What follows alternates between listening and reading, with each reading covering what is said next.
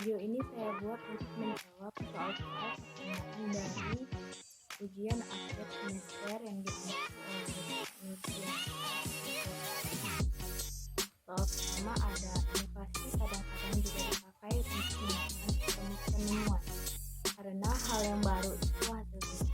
Kata penemuan itu sering juga digunakan untuk menerjemahkan kata dari bahasa Inggris discovery and invention. Menurut pendapat saudara, bagaimana hasilnya dinamisasi pendidikan di Indonesia dalam upaya memenuhi kebutuhan dan tuntutan perkembangan zaman, manakah yang tepat penggunaan istilah tersebut antara innovation, discovery, dan invention, dan bagaimana hubungannya terhadap modernisasi? Paparan istilah tersebut didukung dengan pendapat ahli dan akademisi. Baik, di sini saya akan menjelaskan terlebih dahulu mengenai discovery,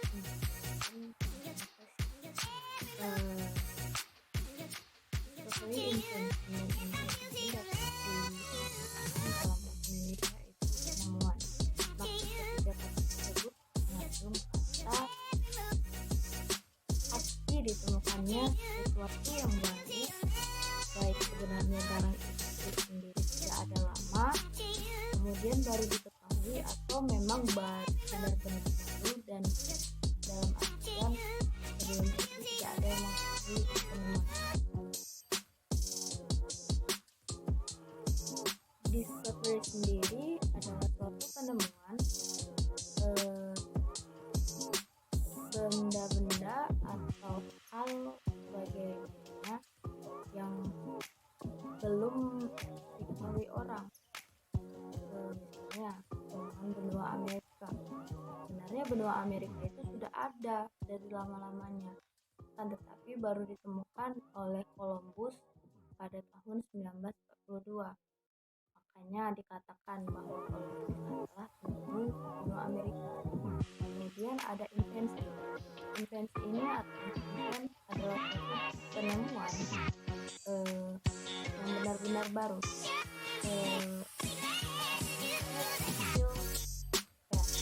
Sendiri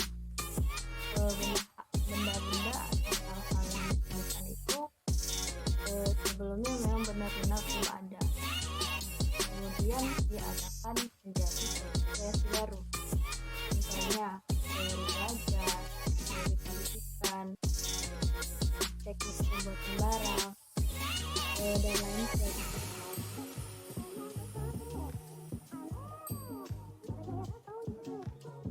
Kemudian ada inovasi atau innovation. Innovation ini sering diperjuangkan dalam segala hal yang baru atau pembaruan.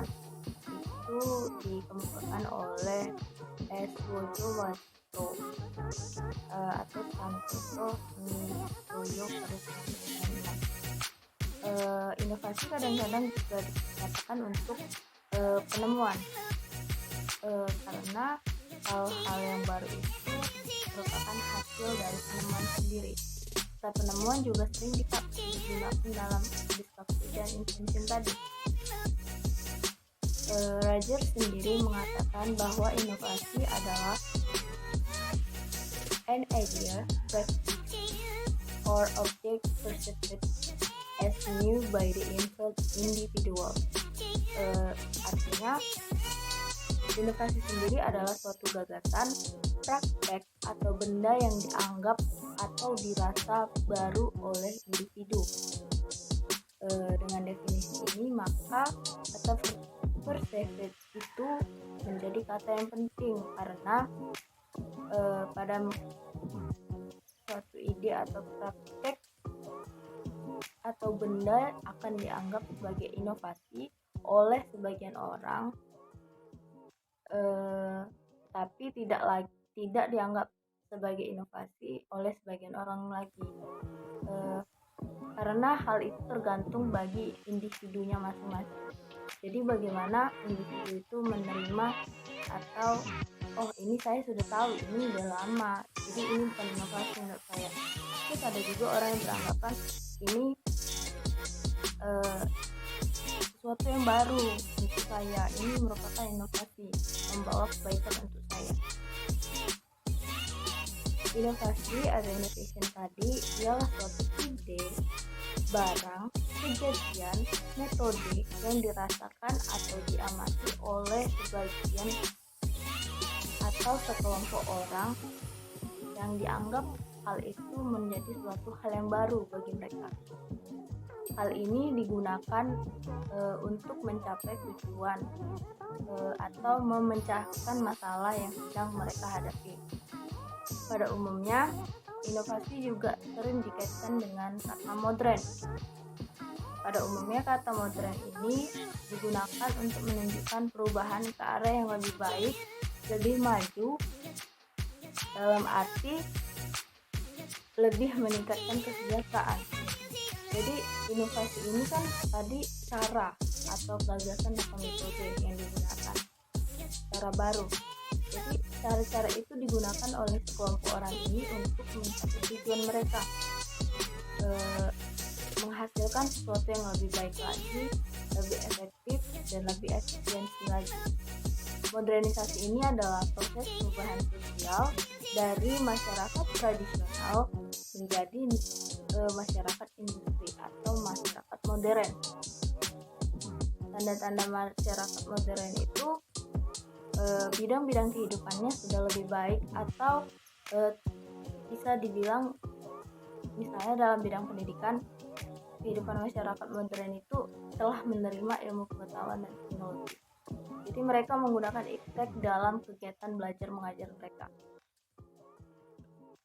Inovasi dan modernisasi itu merupakan perubahan sosial. Perbedaannya hanya saja pada penekanan ciri dari perubahan itu. Inovasi ini menekankan pada ciri adanya sesuatu yang diamati sebagai hal yang baru bagi individu. Sedangkan modernisasi tadi lebih mengamati pada proses perubahan yang terjadi dari tradisional menjadi modern. Jadi dapat saya simpulkan bahwa setiap diterimanya inovasi tadi, maka akan ada tandanya jadinya modernisasi. Kemudian di pertanyaan nomor 2, uraikan dan deskripsikan salah satu model proses inovasi pendidikan yang Anda kembangkan sebagai implementasi dari beberapa teori model proses inovasi pendidikan menurut para ahli, dan jelaskan pula alasan Anda menggunakan model tersebut. Jadi model proses inovasi ini sangat banyak sekali. Saya melihat dari model Milo pada tahun 1971, di mana ada konseptualisasi, tentatif adopsi, penerimaan sumber, implementasi, dan institusionalisasi. Kemudian ada menurut Shepard pada 1967, di mana ada penemuan ide, adopsi, pembuktian, implementasi. Kemudian ada menurut Rogers pada 1983, tahapan inovasinya dimulai dari inisiasi atau permulaan. Kegiatan permulaan ini mencakup kegiatan pengumpulan informasi, konseptualisasi, dan perencanaan untuk menerima inovasi.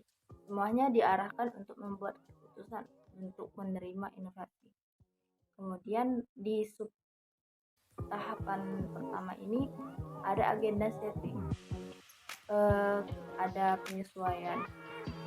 Semua permasalahan umum organisasi dirumuskan guna untuk menentukan kebutuhan inovasi tadi, dan diadakan studi lingkungan untuk menentukan nilai inovasi bagi organisasi.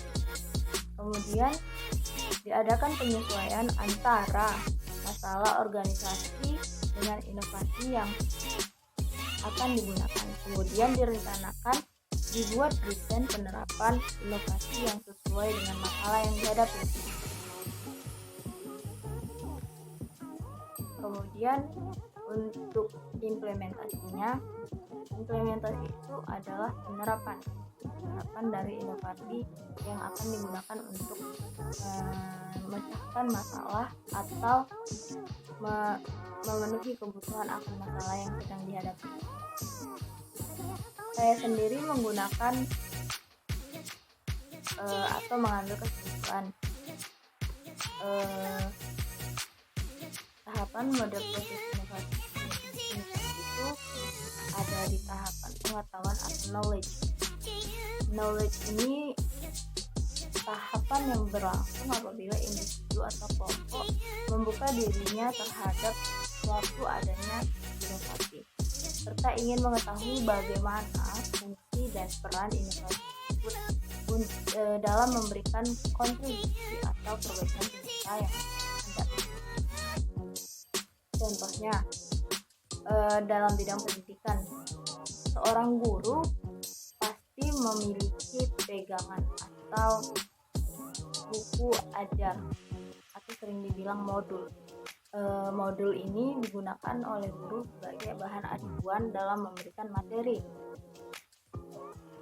Kalau di zaman dahulu atau dalam pendidikan 20 tahun lalu, modul itu dibawa oleh guru ke sekolah dengan berat-berat, tas yang besar-besar, dan juga tidak efektif untuk dibawa. Jadi dalam adanya suatu inovasi tersebut,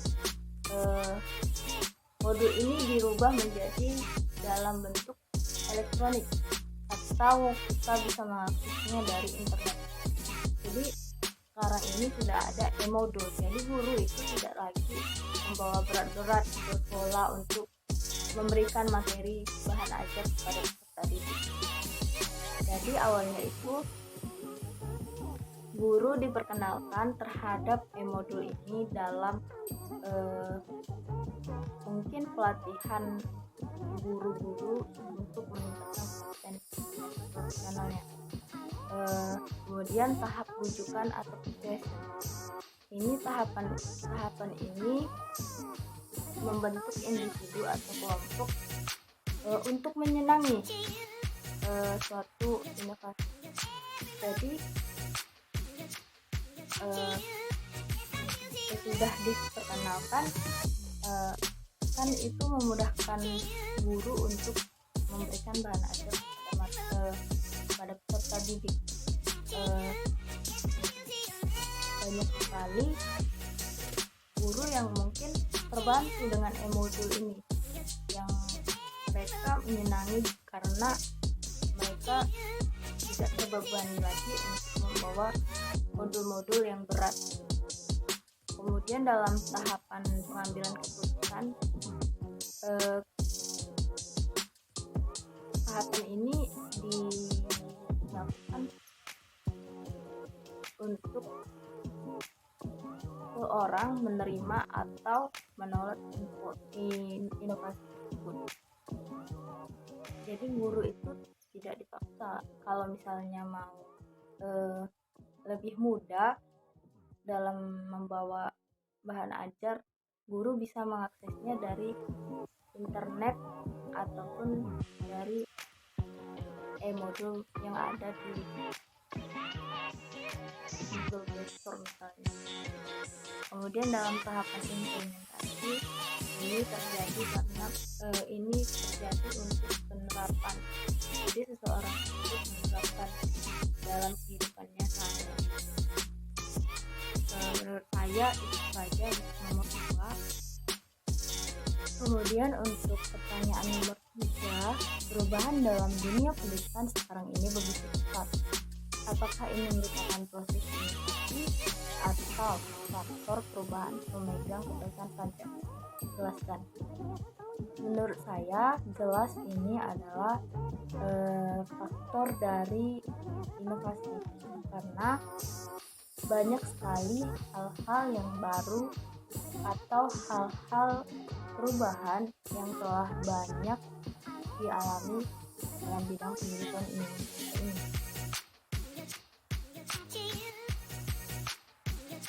kita tidak boleh lupa terhadap konsep pengertian inovasi. Inovasi itu kan cara, metode, atau ide-ide baru yang dianggap kelompok orang itu atau yang digunakan oleh kelompok orang itu untuk mencapai tujuan atau memecahkan masalah. Jadi inovasi dalam bidang pendidikan itu, atau kita sering mengenal inovasi pendidikan, adalah suatu ide-ide, metode, atau hal yang dirasakan atau diamati sebagai hal yang baru bagi seseorang atau sekelompok orang. Inovasi tersebut digunakan untuk mencapai tujuan pendidikan atau untuk memecahkan masalah pendidikan. Pendidikan adalah suatu sistem, maka inovasi pendidikan mencakup hal-hal dalam berupa produk atau sistem. Misalnya, guru tersebut membuat sebuah media pembelajaran mock-up untuk pembelajaran. Sistemnya misalnya cara penyampaian materi di kelas dengan tanya jawab ataupun yang lainnya yang bersifat metode. Jadi inovasi ini dapat dikreasikan sesuai dengan pemanfaatan, menciptakan hal baru dan memudahkan sesuatu dalam dunia pendidikan serta mengarah ke kemajuan. Jika kita melihat dari dan kita sudah banyak sekali bahan, terutama contohnya dalam penyampaian materi di kelas, itu guru tidak harus mencatat di papan tulis, menjelaskan bagian A, B, C dan selanjutnya, tetapi guru bisa memaparkan materi tersebut dari media PowerPoint yang telah dibuat oleh guru dengan kreatif. Menurut saya jawaban nomor 3 demikian.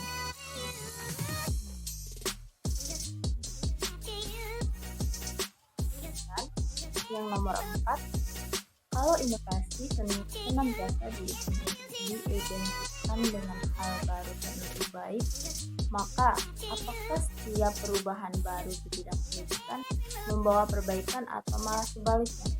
Karena kita melihat output pendidikan kita sekarang dengan 20 tahun lalu. Jelaskan argumen saudara. Menurut saya, dalam setiap proses itu pasti ada hal yang kurang atau hal yang menarik, terutama dalam inovasi pendidikan. Inovasi dalam bidang pendidikan ini menurut saya malah membawa perbaikan, ke arah perbaikan. Kita jangan lupa dengan tujuan inovasi kan untuk memecahkan masalah, dan tujuan inovasi pendidikan adalah untuk memecahkan masalah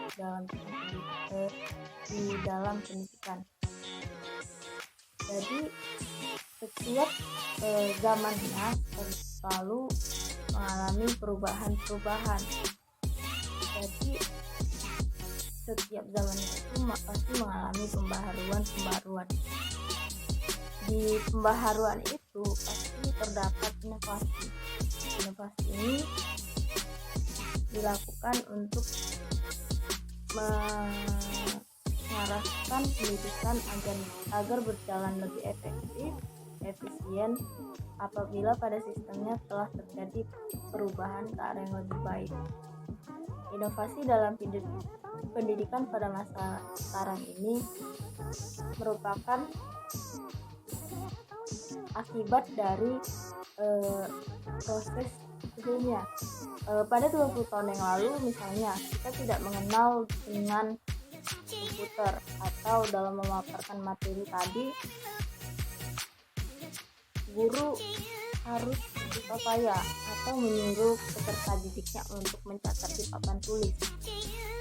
Jadi untuk sekarang ini telah ada yang namanya media pembelajaran PowerPoint, atau dibantu dengan alat Infokus. Hal tersebut membantu guru dalam memaparkan materi yang sudah dianggap sebagai bahan ajar pada peserta didik. Hal itulah yang disebut inovasi, karena inovasi tadi adalah sesuatu yang baru.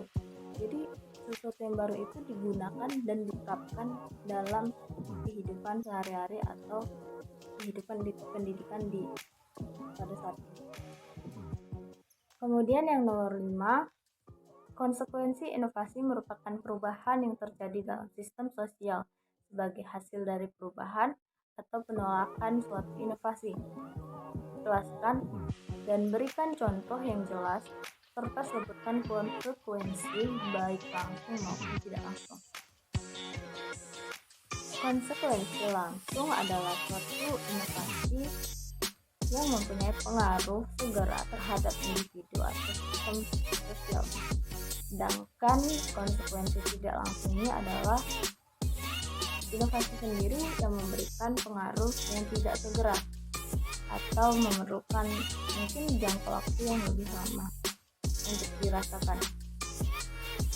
Konsekuensi langsung ini membawa perubahan sistem sosial yang terjadi sebagai respon langsung penyebaran suatu inovasi. Konsekuensi tidak langsung sendiri, perubahan dalam sistem sosial yang terjadi sebagai hasil konsekuensi langsung suatu inovasi yang memerlukan upaya tambahan dan prosesnya masih memerlukan waktu yang lama. Konsekuensi langsung ini contohnya perubahan yang dirasakan oleh individu. Misalnya menggunakan e-modul. E-modul ini kan sangat gampang didapatkan di internet. Jadi konsekuensinya atau dampaknya itu langsung bisa dirasakan. Oh, ini mudah ada di internet. Jadi bisa guru itu menggunakan sebagai e-modul tersebut sebagai media pembelajarannya. Kemudian konsekuensi tidak langsung ini misalnya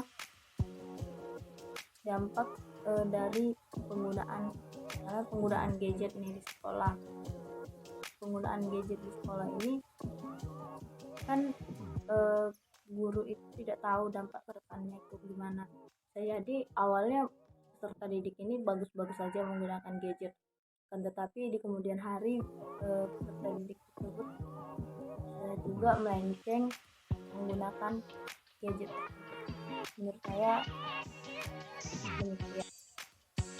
Kemudian di soal nomor 6, coba saudara uraikan dengan baik bagaimana peran inovasi pendidikan dalam peningkatan profesional guru atau pendidik. Proses pembelajaran yang baik dapat diwujudkan apabila guru dan siswa tidak membatasi diri dalam berkomunikasi selama batasan yang wajar.